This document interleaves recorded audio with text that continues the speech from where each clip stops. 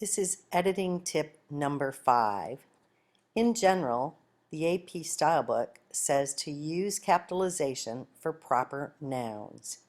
So in this case, if you were writing about the Mississippi River, you're referring to a specific river by its proper name, and river would be capitalized.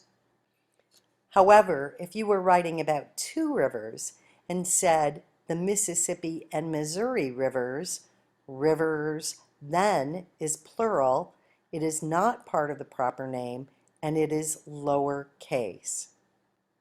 The same capitalization rule applies to streets. So if you were writing about O Street in downtown Lincoln, street would be capitalized. If you said the party is at Maple and Elm Streets and streets was plural, you would lowercase street. The same rule applies towards things like legislature or city council. If you're referring to a specific legislature, for instance, if you say the Nebraska legislature meets at the Capitol building on Tuesdays, legislature would be capitalized. The same rule applies to city council. If you're talking about generic legislatures around the country, it would be lowercase. AP also says to capitalize formal titles before a name.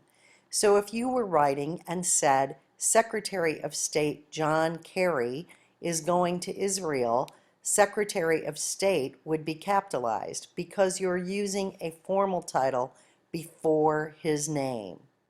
If, however, you were referring to the person without using both the title and the name, it would be lowercase. For instance, if you said Barack Obama is the president, president is lowercase.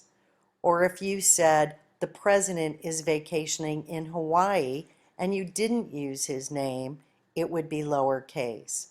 However, if you say President Barack Obama will serve for another year, then president is uppercase. That rule applies only to formal titles. The AP says job or occupational titles are always lowercase. It considers First Lady an occupational title. So even if you wrote First Lady Michelle Obama, First Lady would be lowercase. The same is true for other occupational titles, including professor. If you wrote Professor Sue Brzezinski Bullard, it's lowercase. This is editing tip number 5 on capitalization.